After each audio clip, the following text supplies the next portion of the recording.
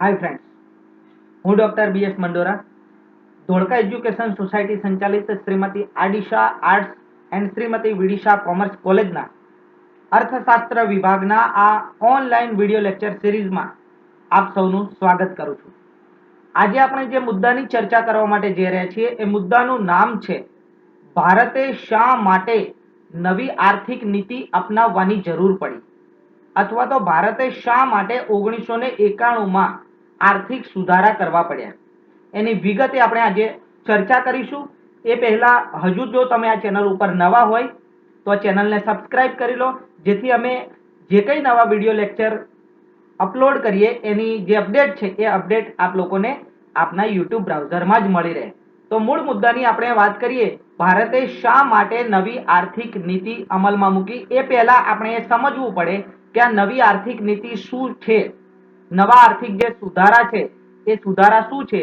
આ સુધારાને આપણે 3 વિભાગમાં વહેંચી શકીએ. નંબર 1 ઉદારીકરણ, ખાનગીકરણ અને વૈશ્વિકરણ. મિત્રો, ભારતમાં આર્થિક સુધારા એટલે કે શા માટે નવી આર્થિક નીતિ અમલમાં મૂકી એ પહેલા આપણે ઉદારીકરણ, ખાનગીકરણ અને વૈશ્વિકરણને સમજવું જરૂરી બની જાય છે. તો ઉદારીકરણ એટલે શું, ખાનગીકરણ એટલે શું અને વૈશ્વિકરણ એટલે શું, એનો અર્થ દર્શાવતો સરળ ગુજરાતી ભાષામાં એક અલગથી લેક્ચર યુટ્યુબ ઉપર અપલોડ કરવામાં આવ્યો છે. તો આપ વિદ્યાર્થી મિત્રો એ લેક્ચરનો લાભ લો, જેથી આપણને ખબર પડે કે ઉદારીકરણ કોને કહેવાય, ખાનગીકરણ કોને કહેવાય અને વૈશ્વિકરણ કોને કહેવાય, જેને સંકલિત રૂપે આપણે આર્થિક સુધારા કહીએ છીએ કે નવી આર્થિક નીતિ કહીએ છીએ. આજે આપણે ચર્ચા કરીશું ભારતે શા માટે નવી આર્થિક નીતિ અમલમાં મૂકી એની.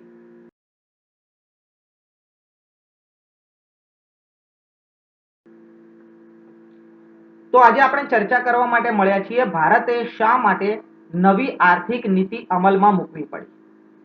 એવી કઈ પરિસ્થિતિ હતી કે ભારતે પોતાની આર્થિક નીતિઓમાં બદલાવ કરવાની જરૂર પડી.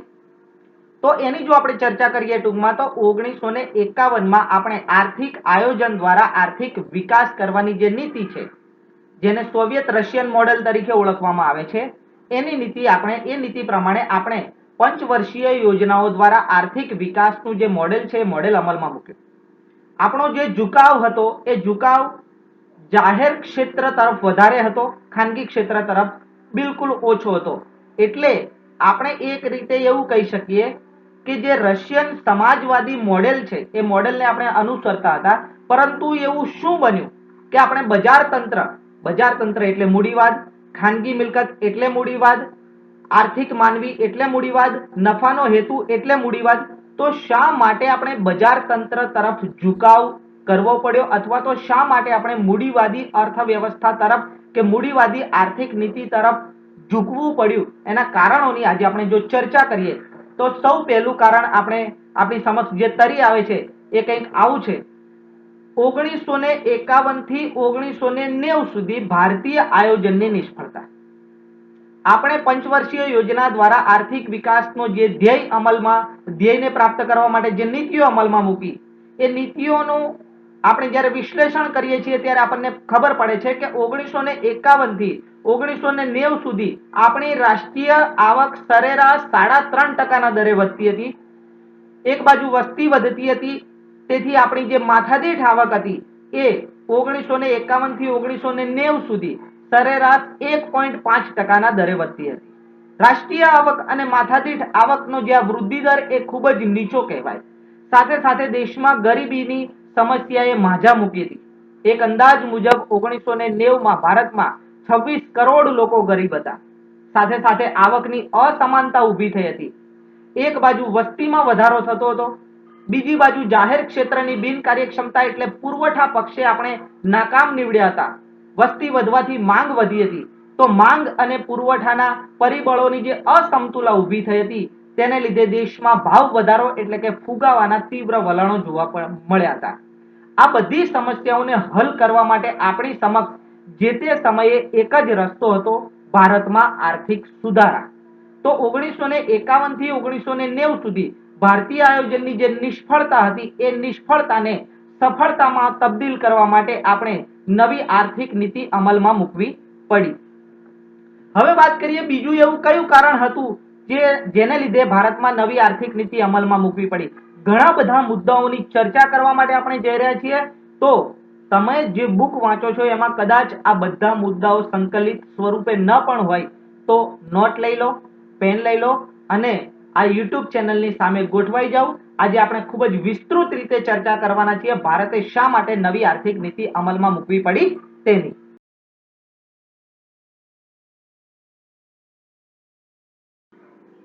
Welcome back. ભારતે શા માટે નવી આર્થિક નીતિ અમલમાં મૂકવી પડી એના એક નહીં, બે નહીં, હું તમને 14 કારણો આજે આપવાનો છું. તો 14 મુદ્દામાં પહેલા મુદ્દાની આપણે ચર્ચા કરી ચૂક્યા છીએ. બીજા મુદ્દાની જો આપણે ચર્ચા કરીએ તો બીજો મુદ્દો એ છે પ્રેરક પરિબળોનું પતન. જેના ઉપરથી આપણે પ્રેરણા લીધી હતી એવું રશિયા કે આર્થિક આયોજન એ સોવિયત રશિયાનું અનુકરણ હતું. પરંતુ ધીરે ધીરે બન્યું એવું કે સોવિયત રશિયાની જે નિષ્ફળતા હતી એ નિષ્ફળતા બહાર આવવા લાગી. જાહેર ક્ષેત્રના વિકાસ દ્વારા આર્થિક વિકાસનું મોડલ સોવિયત રશિયામાં જ નિષ્ફળ નીવડ્યું. રશિયન સરકારે એની નિષ્ફળતાને સફળતામાં તબદીલ કરવા માટે વિપુલ પ્રમાણમાં મૂડીરોકાણ કર્યું. પરંતુ પરિસ્થિતિ બેકાબુ બની અને સોવિયત રશિયાનું વિઘટન થયું. તો જેને આપણે અનુસર્યા એ જો નિષ્ફળ જાય તો આપણે પણ નિષ્ફળ થવાના હતા. એટલે આપણે જેનામાંથી પ્રેરણા લઈને આ આર્થિક વિકાસનો માર્ગ અપનાવ્યો એ પ્રેરક પરિબળોનું પતન થયું અને એનું પતન થવાને લીધે આપણને પણ એના જે પરિણામો ભોગવવા પડ્યા એ પરિણામોમાંથી દેશના અર્થતંત્રને બહાર લાવવા માટે આપણે નવી આર્થિક નીતિ અમલમાં મૂકવી પડી. નવી આર્થિક નીતિ અમલમાં મૂકવા માટેનું જે ત્રીજું કારણ છે એ છે વિશ્વના દેશોના આર્થિક વિકાસમાંથી ભારતે લીધેલો બોધપાઠ. જ્યારે આપણે આઝાદ થયા ત્યારે આર્થિક વિકાસની જે રાહ અપનાવવા માટે આપણે રશિયન આર્થિક આયોજનમાંથી બોધપાઠ લીધો. પરંતુ 1990માં આપણી પરિસ્થિતિ ખૂબ જ કફોડી બની ગઈ. તો જે તે સમયે વિશ્વના આર્થિક વિકાસમાંથી, વિશ્વના દેશોના આર્થિક વિકાસમાંથી ભારતે બોધપાઠ લીધો. દક્ષિણ એશિયાના જે દેશો હતા, થાઈલેન્ડ, કોરિયા, સિંગાપોર, આ બધા દેશોએ ખાનગી ક્ષેત્રના માધ્યમથી બીજા વિશ્વયુદ્ધ પછી ઝડપી આર્થિક વિકાસ સાધવામાં સફળતા પ્રાપ્ત કરી. એ દેશોએ આર્થિક સુધારા કર્યા અને એના દ્વારા વિકાસ કર્યો અને એમનો વિકાસ દર આશરે 10% કરતા વધારે હતો. તો ભારતે આ દેશોના વિકાસમાંથી બોધપાઠ લીધો અને 1991માં પીવી નરસિંહ રાવની સરકાર અને શ્રી મનમોહન સિંહ જ્યારે નાણામંત્રી હતા તો તેમના અધ્યક્ષ સ્થાને આ એક નવી યોજના આપણે અમલમાં મૂકવી પડી. આર્થિક નીતિ અમલમાં મૂકવાનું જે આગળનું જે કારણ છે તો ભારતની આર્થિક પરિસ્થિતિ કથળતી જતી. આપણે અગાઉ પણ ચર્ચા કરી કે રાષ્ટ્રીય આવકનો દર 3.5% દરે સરેરાશ દરે વધી રહ્યો હતો. માથાદીઠ આવક સરેરાશ 1.5% દરે વધી રહી હતી. ગરીબી દેશમાં 26 કરોડ લોકો ગરીબ હતા. આવકની તીવ્ર અસમાનતા હતી. સાથે સાથે ફુગાવો એટલે કે ભાવ વધારાના જે વલણો હતા એ વલણો તીવ્ર બન્યા હતા અને 1990માં આપણી આર્થિક પરિસ્થિતિ એટલી બધી ખરાબ હતી કે માત્ર ને માત્ર એક અઠવાડિયું ચાલે, એક અઠવાડિયા સુધી આપણે પેટ્રોલિયમ પેદાશો અને અગત્યની જે ચીજ વસ્તુઓ છે એની આયાત કરીને એનું બિલ ચૂકવી શકીએ એટલું જ હુંડિયામણ આપણી પાસે બચ્યું હતું. તો 1991ની જે 90ની જે આર્થિક કટોકટી હતી એ કટોકટીમાંથી દેશને બહાર લાવવા માટે 1991માં ભારતે નવી આર્થિક નીતિ અમલમાં મૂકવી પડી.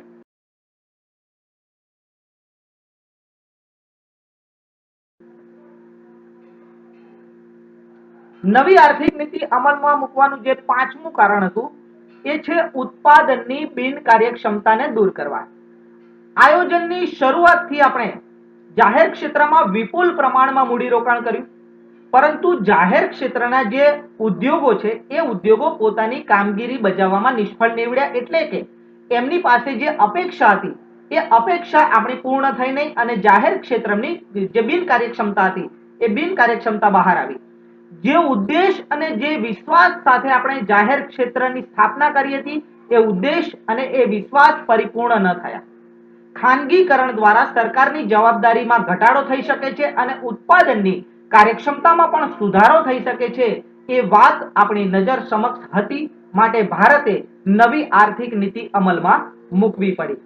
નવી આર્થિક નીતિ અમલમાં મૂકવાનું જે બીજું એક કારણ છે, મધ્યમ વર્ગની વસ્તુઓની માંગને પહોંચી વળવા.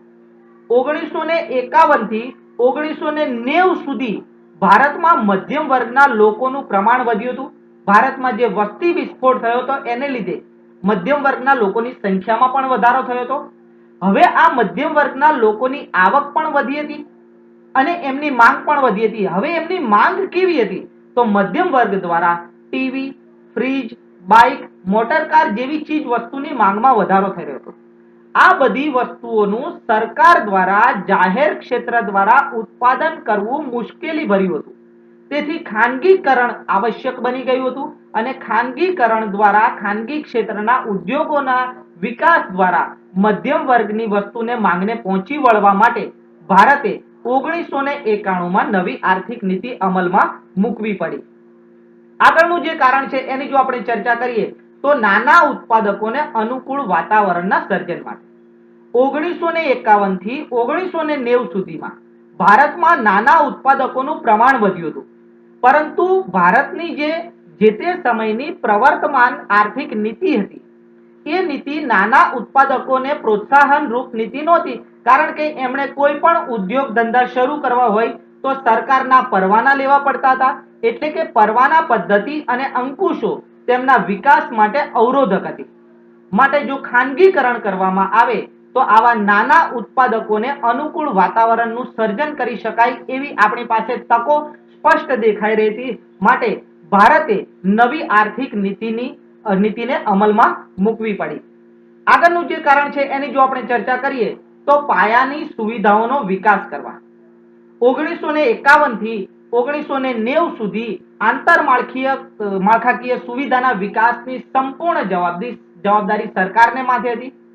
પરંતુ આર્થિક સુધારાને સફળ બનાવવા હોય તો વીજળીની સુવિધા વધારવી પડે, રોડ રસ્તાઓની સુવિધા વધારવી પડે, વાહન વ્યવહારની સુવિધા વધારવી પડે, સંદેશા વ્યવહારની સુવિધા વધારવી પડે, બેન્કિંગ, વીમો અને વખાર જેવી આંતરમાળખાકીય સુવિધાઓનો વિકાસ કરવો પડે. આ બધી સુવિધાઓના વિકાસ માટે ખાનગીકરણ એ આર્થિક સુધારાને અમલમાં મૂકવા માટે અથવા તો આર્થિક સુધારાને સફળ બનાવવા માટે જરૂરી બની ગયું હતું. માટે ભારતે નવી આર્થિક નીતિ અમલમાં મૂકવી પડી.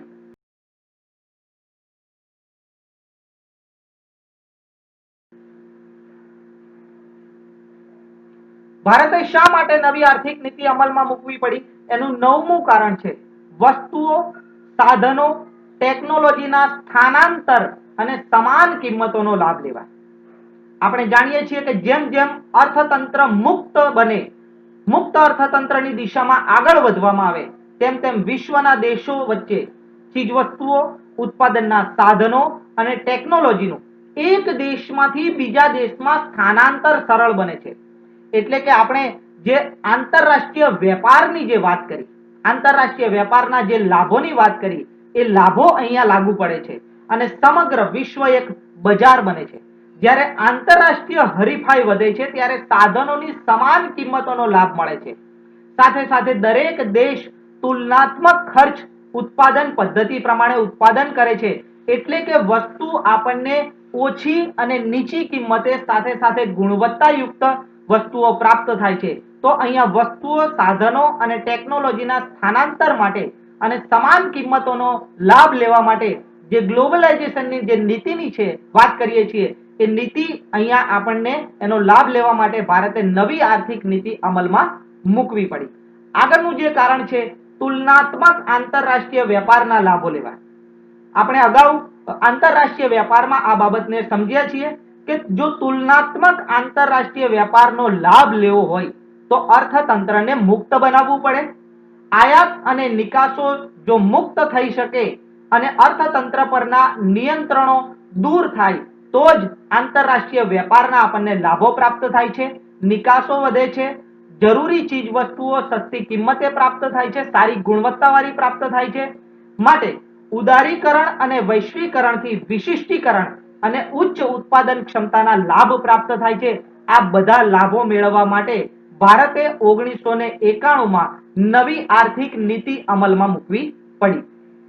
આગળનું જે કારણ છે એની જો આપણે ચર્ચા કરીએ તો સીધા વિદેશી મૂડીરોકાણનો લાભ લેવા માટે. આપણું વિદેશી દેવું ખૂબ જ મોટા પ્રમાણમાં વધી રહ્યું હતું. સરકારને માથે વિદેશી દેવું ચૂકવવા ઉપરાંત આ દેવાનું જે વ્યાજ છે એ વ્યાજની ચૂકવણીનો પણ એક મોટો પ્રશ્ન હતો. તો સરકાર જો સીધા વિદેશી મૂડીરોકાણનો લાભ લે તો સરકારની મૂડીરોકાણની જે જવાબદારી છે એ જવાબદારીમાં ઘટાડો થાય છે. વિદેશી લોન કરતા વિદેશી મૂડીરોકાણ વધારે આવકારદાયક છે, કારણ કે લોન ચૂકવવાની જે જવાબદારી છે જવાબદારીમાં ઘટાડો થાય છે. સાથે સાથે વિદેશી મૂડીરોકાણથી વિદેશી મૂડીની સાથે સાથે વિદેશી ટેકનોલોજી, વિદેશી બજાર અને સંચાલકીય કુશળતાનો પણ આપણને લાભ મળે છે. તો આ બધા લાભો પ્રાપ્ત કરવા માટે ભારત સરકારે 1991માં નવી આર્થિક નીતિ અમલમાં મૂકવી પડી.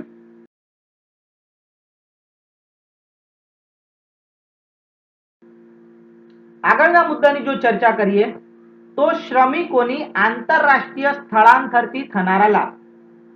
જો અર્થતંત્રને મુક્ત બનાવવામાં આવે તો ઉત્પાદનના સાધનોનું દુનિયાના દેશોમાં આવન જાવન શક્ય બને છે. ઉત્પાદનના એક સાધન તરીકે શ્રમિકોની પણ એક દેશમાંથી બીજા દેશમાં આવન જાવન થાય છે. તેથી તાલીમબદ્ધ અને કાર્યક્ષમ શ્રમિકોનો લાભ પ્રાપ્ત થાય છે. સાથે સાથે ભારતમાં ખેતી ક્ષેત્ર ઉપર જે વસ્તીનું ભારણ છે એ ભારણ ઘટાડવું હોય તો પણ શ્રમિકોની આંતરરાષ્ટ્રીય સ્થળાંતરથી અથવા તો ખાનગીકરણની નીતિથી અથવા તો ઉદારીકરણની નીતિથી જે વિદેશી ઉદ્યોગપતિઓ આપણે ત્યાં આવે છે ને ઉદ્યોગીકરણ થાય છે એ પગલા અન્વયે આપણે ખેતી ઉપરથી શ્રમિકોનું ભારણ ઘટાડી શકીએ છીએ. સાથે સાથે એક દેશના શ્રમિકો બીજા દેશના શ્રમિકોની સાથે જ્યારે મળે છે ત્યારે સાંસ્કૃતિક આદાન પ્રદાન પણ શક્ય બને છે. તો શ્રમિકોની આંતરરાષ્ટ્રીય સ્થળાંતરથી જે લાભ પ્રાપ્ત થાય છે એ લાભ પ્રાપ્ત કરવા માટે ભારતે નવી આર્થિક નીતિને અમલમાં મૂકવી પડી. નવી આર્થિક નીતિ અમલમાં મૂકવા માટે જે આગળનું કારણ છે, સરકારના વિદેશી દેવામાં જે વધારો થઈ રહ્યો હતો, સરકારના વિકાસલક્ષી ખર્ચા કરતા કરવેરાની આવક ઓછી હતી. આંતરરાષ્ટ્રીય નાણાકીય સંસ્થાઓ જેવી કે IMF, ઇન્ટરનેશનલ મોનેટરી ફંડ અને વિશ્વ બેંક પાસેથી આપણે નાણાં ઉછીના લેતા હતા. વિશ્વ બેંક અને IMF લોન અથવા તો સહાયના બદલામાં ભારતની વિદેશ વેપારની જે નીતિ છે એ નીતિમાં બદલાવ થાય એવી શરતો ઈચ્છતું હતું. તો એક મત એવો પણ છે કે ભારતે આર્થિક સુધારા કરવા માટે વિશ્વ બેંક અને IMF પાસેથી મોટા પ્રમાણમાં આર્થિક સહાય પણ પ્રાપ્ત કરી હતી. આગળનો જે મુદ્દો છે એની જો ચર્ચા કરીએ તો સરકારની વિદેશી હુંડિયામણની અનામતો તળિયે આવી ગઈ. 1951 થી 1990 સુધી આપણે જે આર્થિક આયોજન અમલમાં મૂક્યું એની સિદ્ધિ મર્યાદાઓની ચર્ચા આપણે અગાઉના લેક્ચરમાં કરી છે. તો 90ની જે પરિસ્થિતિની આપણે વાત કરીએ તો પેટ્રોલ અને અન્ય આવશ્યક વસ્તુ ખરીદવા માટે સરકારે વિદેશી હુંડિયામણની અનામતો રાખવી પડે છે. પરંતુ 1990ની પરિસ્થિતિ આપણે જો જોઈએ તો 1990માં માત્ર એક અઠવાડિયું ચાલે એટલું આપણે આયાતોનું બિલ ચૂકવી શકાય એટલી જ વિદેશી હુંડિયામણની અનામતો આપણી પાસે બચી હતી. વિદેશી લોનનું વ્યાજ ચૂકવવાના પણ સરકાર પાસે પૈસા નહોતા અને આ પ્રકારની જે ખરાબ આર્થિક પરિસ્થિતિ જે કહી શકાય, જેને કટોકટી આપણે કહી શકીએ, એ કટોકટીમાંથી દેશના અર્થતંત્રને બહાર લાવવા માટે નવી આર્થિક નીતિ અમલમાં મૂકવી પડી. તો મિત્રો આ લેક્ચરમાં આપણે ભારત સરકારે શા માટે 1991માં નવી આર્થિક નીતિ અમલમાં મૂકવી પડી એનો સરળ ગુજરાતી ભાષામાં 14 મુદ્દાઓ, એના જે કારણો છે એ કારણોની આપણે ચર્ચા કરી. આપ સૌ વિદ્યાર્થી મિત્રોએ આ લેક્ચરને અંત સુધી જોયો. આપ સૌનો ખૂબ ખૂબ આભાર. સાથે સાથે હજુ સુધી જો તમે આ લેક્ચરને સબસ્ક્રાઇબ ન કર્યો હોય તો આ લેક્ચરને અમારી યુટ્યુબ ચેનલને સબસ્ક્રાઇબ કરી લો, જેથી અમે જે કંઈ નવા વિડીયો અપલોડ કરીએ એની માહિતી આપ સુધી પહોંચી શકે. આ વિડીયો લેક્ચરમાં ફક્ત આટલું જ. નવા વિડીયો લેક્ચરમાં મળીશું કોઈ નવા મુદ્દા સાથે. ત્યાં સુધી આવજો.